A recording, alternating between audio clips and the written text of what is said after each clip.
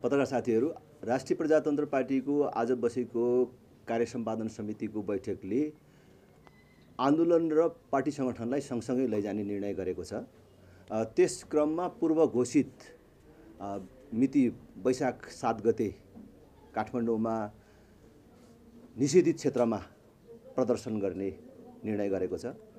त्यसै गरेर 9 गते 77 जिल्लामा विरोध सभा, धरना र प्रदर्शनहरूको कार्यक्रमहरू आयोजना गर्ने निर्णय गरेको छ।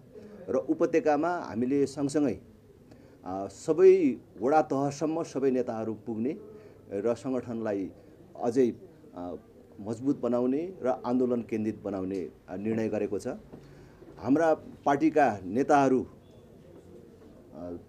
रविन्द्र मिश्र र धवल शमशेर राणा लगायत अरू पनि जति चैत 15 गतेको प्रदर्शनको क्रममा पक्राउ परेका निर्दोष मानिसहरू छन्, आस्थाका बन्दीहरूलाई तत्काल रिहाई गर्न सरकारसँग माग गर्ने र रिहाईका लागि कानुनी र राजनीतिक दुवै लडाईँलाई चाहिँ सशक्त रूपमा अगाडि लैजाने निर्णय गरेको छ।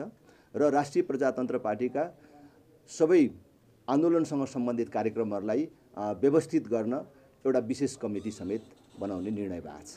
आजको चाहिँ यति नै। अब त्यो पछि हामी घोषणा गर्छौँ। र अहिले सरकारले जसरी शान्तिपूर्ण ढङ्गले भेला हुन पाउने, विचार अभिव्यक्ति गर्न पाउने मौलिक अधिकारको विषयलाई सङ्कुचित बनाउँदै लगेर अब यहाँ मात्रै गर्नु, यहाँ नगर्नु भनेर निषेधित क्षेत्रहरू तोक्दै मौलिक अधिकारलाई सङ्कुचित बनाउँदै लगेको छ। त्यसको विरुद्ध हामी निषेधित क्षेत्रमै गएर प्रदर्शन गर्ने निर्णय गरेका छौँ। प्रदर्शनको रूपमा हुन्छ र त्यसपछि पनि हामी त्यो विषयमा हाम्रो विशेष समितिको बैठक बसेर अरू कार्यक्रमहरू सार्वजनिक गरेर अगाडि जान्छौँ। आजलाई यति गर्नु। पोखरा क्षेत्रीय अन्तर्राष्ट्रिय विमानस्थलमा भएको अनियमितता सम्बन्धमा अध्ययन गर्न, अनुगमन गर्न सार्वजनिक लेखा समितिले मेरो संयोजकत्वमा एउटा उपसमिति गठन गरेको थियो।